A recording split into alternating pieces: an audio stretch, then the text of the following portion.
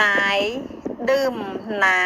ำฝ่ายวิญญาณอย่างเดียวกันทุกคนโดยว่าเข้าได้ดื่มน้ำซึ่งไหลออกมาจากศิลาฝ่ายวิญญาณที่ตามเข้าไปศิลานั้นก็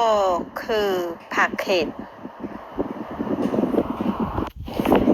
នេះនៅក្នុង1កូរិនថូសចំពោះ10ខ4ហើយគ្រប់គ្នាបានផឹកទឹកដដែលខាងវិញ្ញាណដែរត្បិតបានផឹកពីថ្មដាខាងវិញ្ញាណដែរតាមគេឯសិលានោះគឺជាព្រះគ្រីស្ទ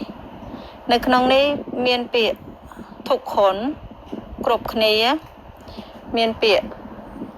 ไหล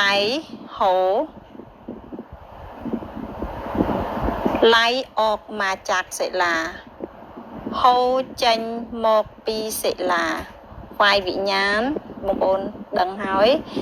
គឺខាងឯវិញ្ញាណតាមក៏តាមដូចគ្នាเข้าไปក៏តាមគេដូច្នេះ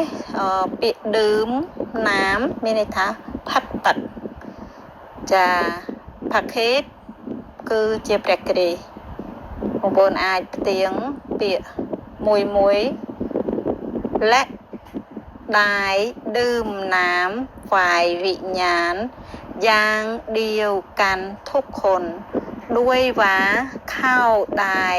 ดื่มน้ำซึ่งไหลออกมาจากศิลาฝ่ายวิญญาณที่ตามเข้าไป